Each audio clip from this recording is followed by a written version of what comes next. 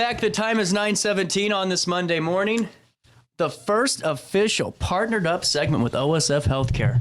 And it belongs to their new president of the St. Anthony's Health Center Hospital, Zach Yoder. And honestly, Zach, St. Anthony's for years has been one of my favorite places to go for both business and also for taking care of myself. It's just the way that the staff is. It's the way that everybody works with the community to provide like meeting spaces and things like that. But also, for you to kind of step into this role with such a well-respected institution, what better way for you to start 2025, my man? Yeah, it's wonderful. I'm glad you've had such a great experience, too. I seriously do. I've had nothing but great experience as well. The people are very, very welcoming, and I'm very excited to be back in the Alton community. Well, and, take me through just a little bit about who you are, and what led you to where you're at in healthcare. Yeah, so I started off my career at Barnes-Jewish Hospital as a student nurse tech. I was going to nursing school. I actually originally was going to medical school. I was in pre-med and realized about my junior year of college that I did not want to do that anymore. So I had a little bit of a crisis. I have to figure out very quickly what I want to do. I really liked the aspect of healthcare, but I just the components of being a physician it was not the what really drove me there. Mm-hmm. It was really more of the nursing aspects, like the bedside care and the empathy and compassion that I could get from taking care of a team of patients. And so I actually switched my major and then quickly found out within 4 or 5 years that leadership was really the route for me. Mm-hmm. And so I embarked down that journey, and about 12 years later, here we are. So yeah, for me, I've really enjoyed my career so far. I've worked at Barnes-Jewish Hospital, HSHS, mm-hmm. Most recently SIHF Healthcare and Touche Regional Hospital, which is in Coquia Heights, and now here in Alton. Well, and just a little fascinating, hearing about the different backgrounds there and just the different paths that you took, and a little bit of, the taste of what you had to. Because to me, man, that would have to be such a great palette for you to be a leader, because you have a little bit of that background, or at least you have the empathy to know, hey, I've been in that, or at least a little bit close to that position. I know how they're feeling, or at least have a somewhat of an idea. Do you think it helps you a little bit more in that leadership role with your different backgrounds, or just, touches on those different facets that you were interested in before leadership? Yeah, absolutely. I think one of the things I think about when I'm, talking with our staff, or we call them mission partners at OSF, is really just trying to make the connection between leadership and frontline mission partners. And so, for me, having done those positions and kind of been in some of those roles, it really helps a lot. But understanding what it's like to be a patient care tech on the ground level, taking care of patients, versus what it is to be a manager of a nursing unit and all the way up to the president role, it really does provide a lot of opportunities for you to meet people where they're at. Yeah. But then also the nursing aspect of leading with empathy, right? Well, and I think it's such an important point to make too, because every time I've been around OSF, and I've been around a lot of the hospitals and different organizations in healthcare, just because that's the way of the business, but at OSF, it's always been unique, because even, with the prior president, it wasn't like, the president was around of the hospital and, everyone's like this, and we got make sure that Diet Pepsi's off your desk and you're throwing things, It's not saying that everyone takes it easy, but there's just really unique respect and morale between everybody, to where it's not, oh, I'm in a position of authority, look at me. It's just, we're a team. And Absolutely. I think that's a really good thing for the community to know about, is just seeing how you guys work outside of that hospital setting too. Absolutely. Yeah. For me, that's my leadership style is just one of relationship building. Yeah. I am another cog in the wheel to make this place function. It is not my show. It's not your show. This is a hospital that takes care of a community. And our patients are, our number one priority, but our staff is also our community, and they're also our patients. Right. So for me as a leader, I have to really focus on taking great care of my team so my team can take care of the patients. And take me through, a couple of the teams that you have managed before. You named through a couple of the different, facilities and hospitals. Take me through really some of those lessons you've learned in those different areas, as I'm sure you're in different geographical locations and you're dealing with maybe not a ton of different things, but just a little bit of nuance to maybe prepare you for stuff that comes down the pipeline that we can't see yet. Take me through some of those backgrounds in those hospitals and what kind of led to you being more prepared here at OSF. Yeah, so starting out my career career in academic medicine. You know, Barnes is a 1,200 bed hospital system. It's such a nice facility. It's huge. And so, you know, one of the things for me is it's like, you know, I started there. I was there for about 11 years. And I really wanted to get something other than academic medicine because it's very different than other areas. How so? So academic medicine, especially Barnes, you know, partnered with WashU. You have a lot of academia. You have Gotcha.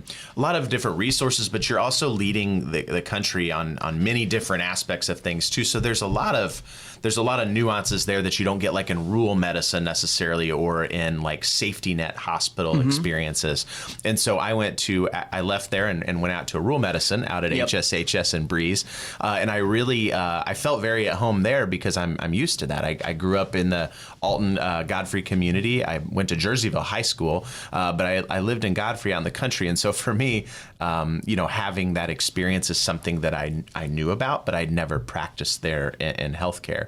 And so, you know, having done that and then leaving and going to Touché, where it's a safety net hospital, so taking care of a lot of disproportionate Medicaid patients, Gotcha. and folks that have a lot of socioeconomic issues that you have to work through is something that I didn't get in my rural healthcare experience. 100%. And so, you know, you have socioeconomic issues everywhere, but the payer mix and the patient population was very different. And so now I get to learn something new again. Right. And so I think having those different experiences to be able to connect with people in different communities is what's really helped. Well, and honestly, you know, that's where I find this so unique because not a lot of people have that different background where you're going into different settings. You know, it might be, you know, you're in different hospitals, but if you're going to a bunch of bigger hospitals in bigger cities, you aren't going to see, you know, a lot of what you've encountered in those, you know, that Touché area, and then also in rural areas because you have a whole different component on your hands when it comes to rural. So I just think that's something great for the community to know. When you're coming into OSF, you're bringing this really unique perspective from a couple of different institutions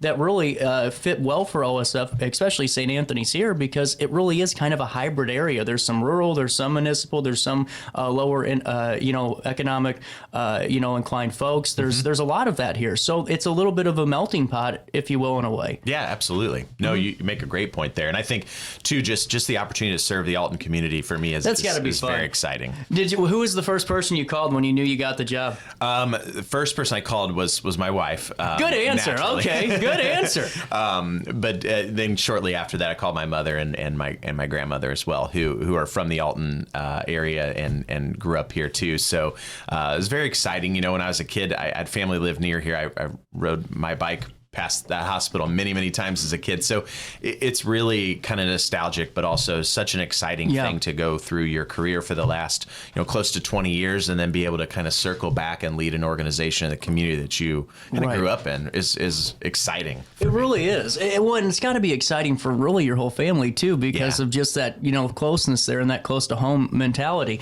Also, you know, we're talking about, you know, excitement of stepping into new roles, and I'm sure that there's a lot of excitement with that. But was there something that you kind of had in mind when you're going into the job interview, you know, when you're having these conversations of, this is something I really want to, this is going to be, you know, Zach's portion of OSF, you know, this is what I'm going to bring in. Has there been some of those thoughts that you're kind of more excited about than maybe just the role itself? Is there some programs you're thinking about or anything like that? Yeah, absolutely. You know, so I just finished out week 1, so I'm learning a lot. But a few no of the pressure things, on this question. No pressure. But the few things that I've noticed so far is, you know, the leadership team there, as well as my predecessor Jerry Rumpf, they've done a phenomenal job. Of culture and creating an environment that's inclusive. And so for me, it's continuing to drive that first and foremost. One of my kind of leadership traits is really just to get in and just start really relationship building and getting in there and meeting people and talking through things and having people be involved in the decision-making process at the hospital. So I will continue to drive that culture of inclusivity. And one of the things for me is growth. How do we grow? And smart growth. Because we're not going to be everything to everyone. Right. We can't possibly have every service for everyone, but we can have partnerships within our network to make sure that we have the continuity of care and for see, everyone. that's what I find really unique about this too, because of the last 4 or 5 years, OSF has just pulled out a lot of these really important steps in terms of just revolutionizing healthcare here locally. I mean, I used to kind of tongue-in-cheek joke with, when Jerry D come on and folks from OSF before about I don't have to fight 270 in the war zone that is to get my healthcare anymore because so many of the services are here. Correct. And I think that's really just one of the more unique things for us now is gone are the days of going to DePaul, 45 minutes, an hour away for a simple test that now we can get done here. You know, it's really cool. And the partnership with SSM is huge. Oh, it's got to be. But I also think, to have a cath lab here and to have, GI coverage and a cancer center, like to have those things in a community of this size and multiple avenues for your care and the wound treatment is wonderful. That was huge. The wound treatment center that was coming in. It was just amazing to see what was coming down the pipeline. And honestly, it's one that I don't think the community, I'm not saying we didn't, but didn't realize how exciting this truly was. I mean, this is really cool for a smaller town. Yeah, until it impacts you, sometimes it's hard to know. You don't see it. But with the rise of diabetes, wound care is going to become more and more of an issue. And so, I think for us that's definitely going to continue to be a growth point. Well, and you were talking about just the job that Jerry did in the leadership team before you, and how they created this collaborative and really just a safe work culture. And what I find so interesting about just talking with you a couple of minutes is you aren't coming in to shake the bookshelves, and watch them fall. You're wanting to meet people. You're wanting to get to know everybody. And is that kind of your plan to just kind of ensure that keeps moving forward, that kind of morale boost? Because I think that's really a great way to do it. It's not abrasive. It's really just, hey, nice to meet you, Yeah, exactly. I think you hit it square on. I think the relationship piece and the morale boosting and the culture issues, I think those things are definitely something that just comes natural to me. That's the part of the position I don't have to try too hard at. There you go, yeah. But the growth aspect and the smart growth and making sure that we're doing right by the community, that's the piece that I'm really going to start diving into over the next 90 days. Right. And kind of get a pulse check on what do we doing and what do we want to continue doing.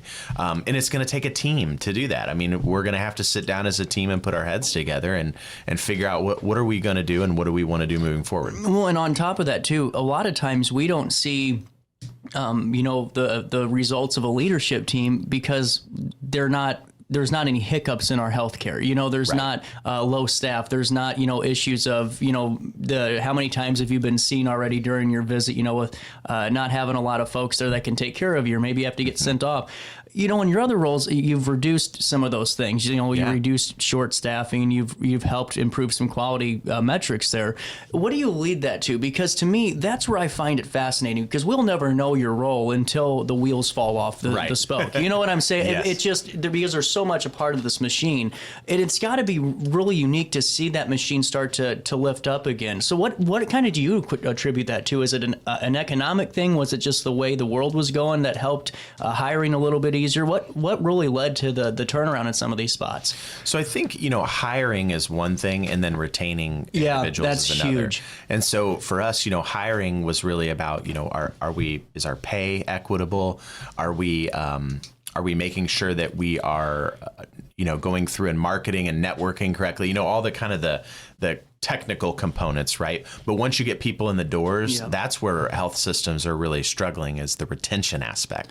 Oh, I bet. During COVID, it got, even just in the last few years, 35% bedside turnover for nursing is very normal. It's normal, but it's still scary, Very scary. Wow. And for that to be a kind of normalized statistic these days, to have a 30% bedside turnover is wild. It's astonishing, honestly. Yeah, absolutely. And so for us, it was, how do we hit the retention piece? We can get people in the door, but when we're hiring them, when we're going through our hiring process, how do we hire people that are really mission fit for the organization, that have the common culture and the common mission driven attitude that we want here? So that way that we're all rowing in the same direction, right?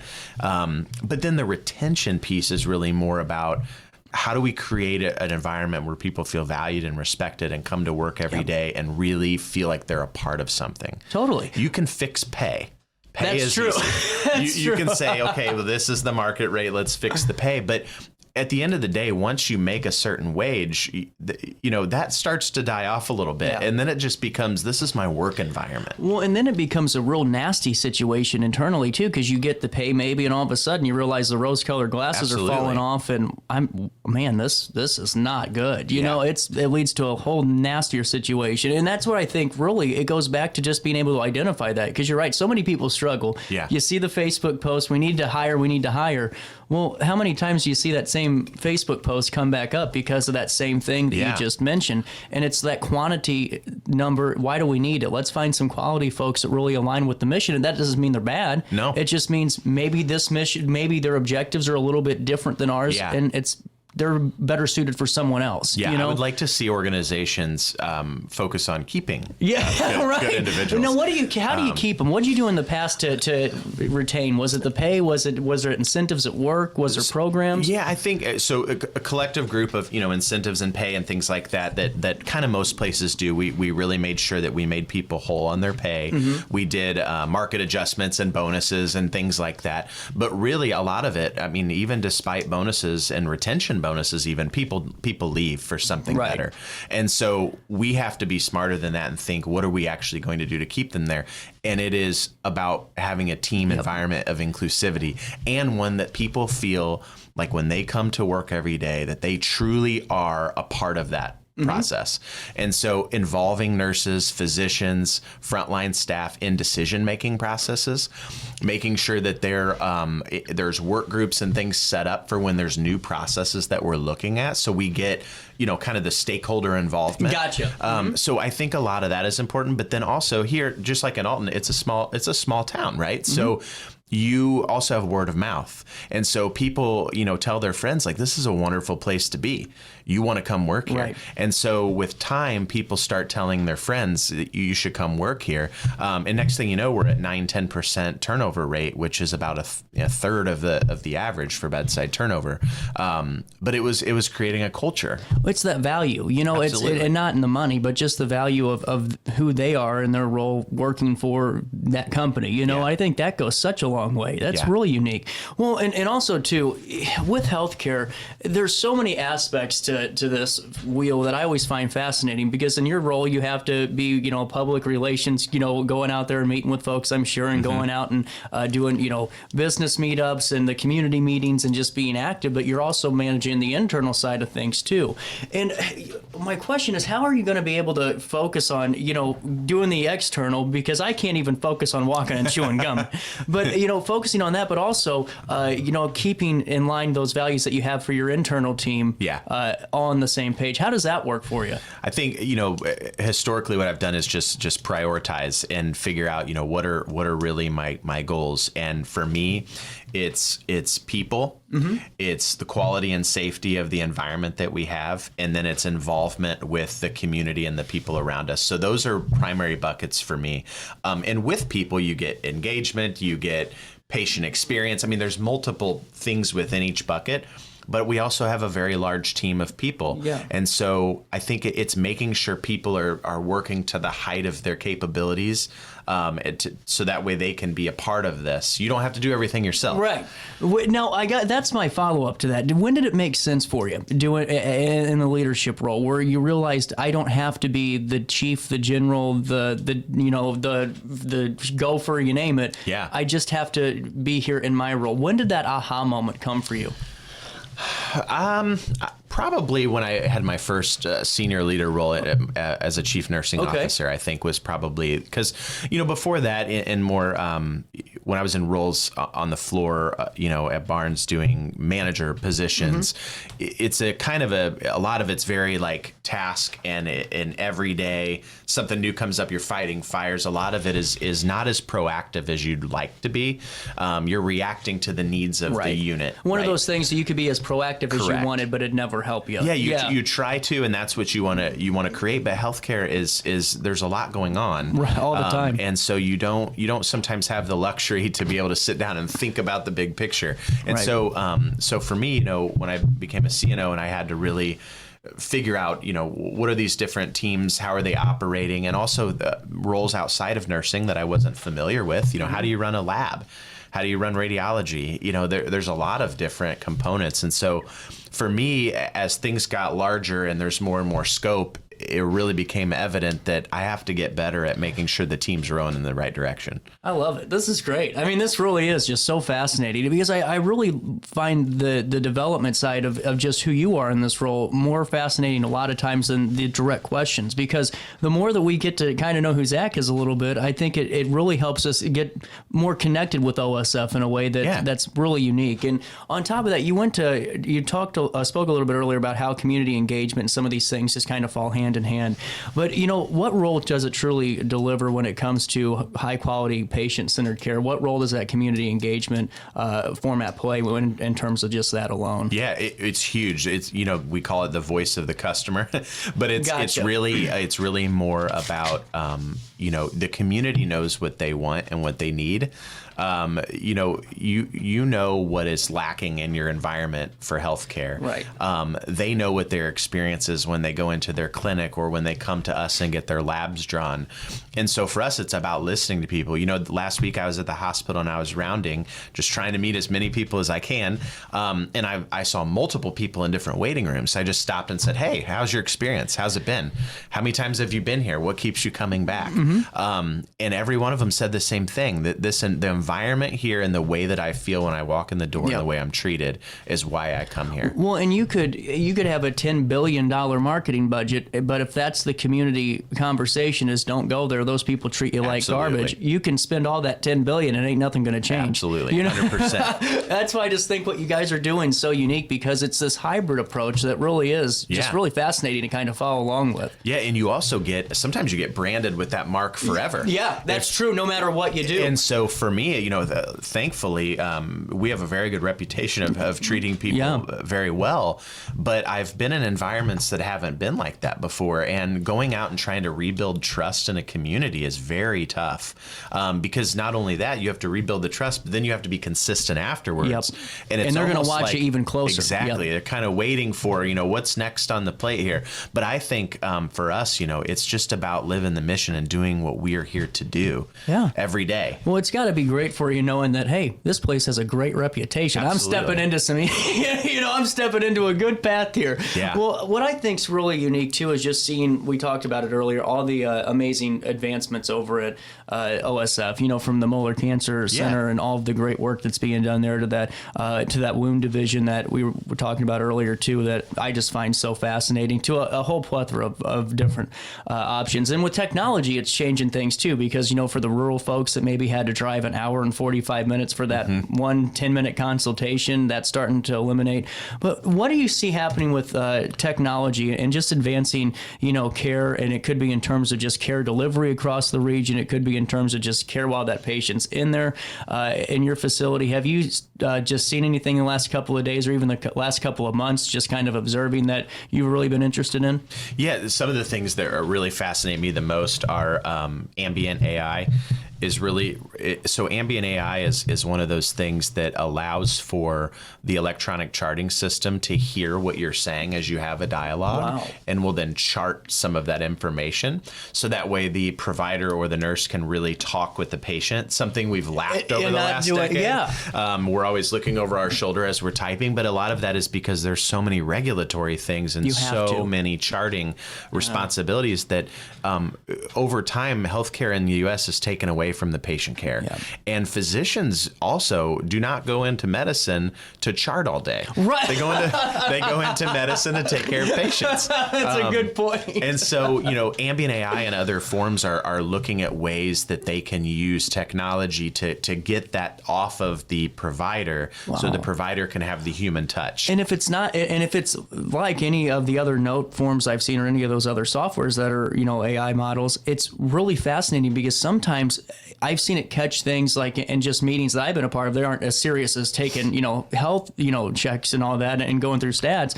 But it's really unique because it'll catch something that you miss. And that's what I find really fascinating about it. It's like, when did we talk about this in here?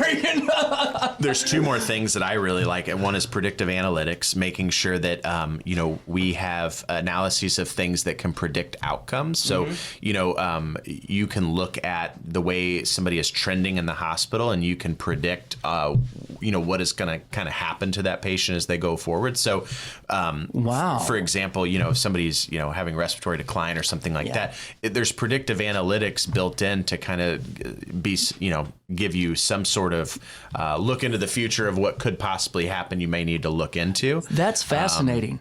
There's a lot of that going on as well. And so that's, these are some kind of nationwide trends too. They're exciting. Could it be used for, I'm not trying to put you on the spot here, but could it be used for like someone that's on like a palliative or hospice to where you kind of know where the end of the road's coming up maybe? Yeah, I believe so. That's interesting. There's lots of different areas. And also you can use predictive analytics too to just even look at hospital stays over the trajectory and compare it to others as well. And then obviously the last one is telehealth. I mean, that's such a great, telehealth is huge. Yeah. And it's one of those things that's not, it's not the end all be all. A lot of people don't like telehealth. They want the face-to-face. But the fact is that we have healthcare deserts all over the country. And if we don't have an ability to connect with people that are very far away, we run the risk of them having poor outcomes. Well, and my problem with, it's always been my thought on it is why not? Why does somebody need to drive an hour and 40 minutes? Especially we just had all this snow. Right. And, we take for granted some of the things we don't have to do anymore. But, 10, 20 years ago, if you're stuck in the middle of snow, you better find a way to get out there in the middle of nowhere. And it might just be to get your prescription refilled, or you never know what it is. It could be something that minute. And that's where I think this telehealth is so unique, because you're eliminating all that overload, I'm sure, on the front staff, too, of any facility or any office. Yeah. Well, and part of our job as leaders in healthcare is to advocate for these things, too. So, telehealth, we've had waivers from the government to have these things, compensated for, to actually be able to get reimbursed for telehealth. But that kind of stuff is being looked at right now as the pandemic kind of slides into the past. But we have to advocate for these things because we still need access to these components. That's such a good point, because you're right. Because when it's in the rearview mirror, I mean, mainstream media is done with it and all that, not taking shots, just the way it is. Yeah. You guys still have to be there to say, hey, that was actually a really great thing that we had, and we can't let this go. Yeah, because for us, so at least at the hospital setting, making money for the hospital is about sustainability. We're not an organization where we're trying to, pay for stockholders. And Gotcha, yeah. We're trying to build programs that cost a lot of capital to build, and then we want to sustain them for the community. Right. So the worst thing you could do is build a program that has to go away because you can't afford to keep it. Right. And so, for us, when we're building things, we have to really think about what's this going to look like 5, 10, 20 years down the line if we're going to provide this resource for people. And it's a little bit different too. Like what you going back to just being a hospital. I mean, you aren't a Fortune 500 retail company, right? If you make a bad decision, you're going to have some angry people for a few months, but they're millionaires. They'll get over it eventually. This is the healthcare. This is the health of people's. These are people's lives. Honestly, this isn't a bad stock day. This is someone's health, and so that's why I think it's so important. Like you say, and talking about advocating for these things. Because the moment that it goes away, then all of a sudden you have a snowball effect of really bad things happening because of that telehealth going away or whatever it could have been because you aren't staying up on it. That's really good to know. Yeah, absolutely. Wow. Huh. Okay, so, when it comes to, I don't want to talk about new initiatives and programs because you've been in here for 2 weeks. I'll save that for next time around. We're gonna give President Yoder a little bit of a pass here, but no. Thank you. When you were in there the last 2 weeks, take me through some of the conversations with the patients, because I find that fascinating. You're just asking, hey, how's your experience been? Yeah. What were they like? So, specifically what they have to say. Just is there anything you can talk about that kind of stuck with you? I think the biggest thing is that people say that this is where they come because they feel respected by the people when they're here, and when they go other places, they feel like they're just a number.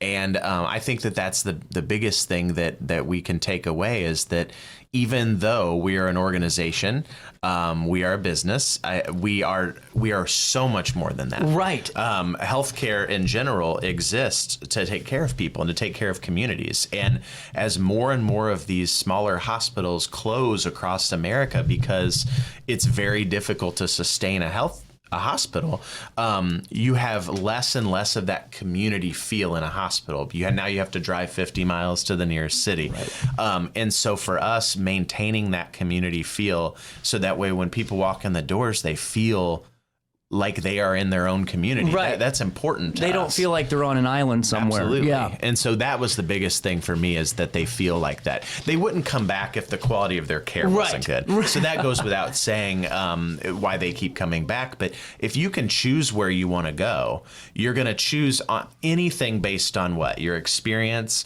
the outcomes, the price, all those things for anywhere you go, whether it's Target or whatever. Right. And so, when it comes down to choosing their care, they're going to choose a quality, safe care that they feel like they are a member of their care and that people are treating them with respect. That's what they're going to do. Well, and it's really just vitally important, honestly, and really just excited to see what happens. So you're in here 2 weeks into the game. This is week 2, starting week 2. Oh, so you aren't 2 weeks officially. 5 days in. So, okay, so I'm putting a little bit more on Zach's plate than I thought I was. And last week we had a blizzard, so that's true.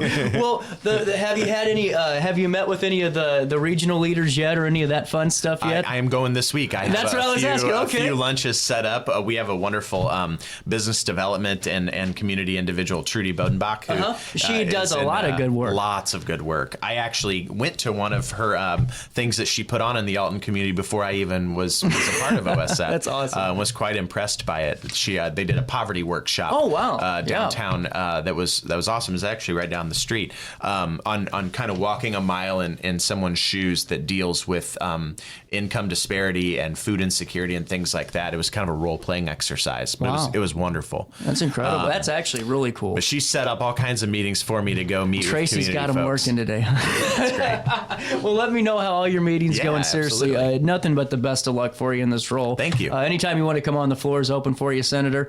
And I'm happy to be here. Before I let you go, one hard-hitting question. What's your message to the Riverbend region, to the Metro East at large, that's just, kind of wanting to learn a little bit more before we say goodbye for now?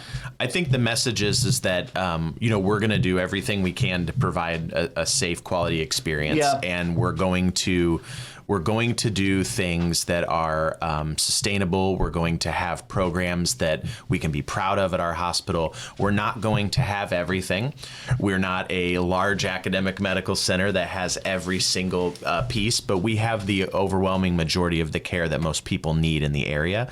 And as we see things that come up from conversations we have with community members or things we hear in our engagement surveys, we will start looking at growth opportunities in those areas to see if there's other things that we can do. Mm-hmm. So we're looking to continue to grow. We're looking to continue to be here to take care of the community. Hospitals are an economic pillar in the community. We not only have a lot of folks that work at our organization that live here, but we also take care of everyone in the community as well. And so for us, that's not something that we take lightly. And you guys can learn more about OSF's mission as a whole by going to osfhealthcare.org, and you can click on the OSF St. Anthony's Health Center tab, and you can learn more about locations, providers, and all of those great details. It was great talking with you today. We'll talk again soon. Thanks. 9:50, we'll take a quick break, and we'll come back with more Daily Show, but why don't we just take a trip? We'll go to the White House now, and then we'll come back.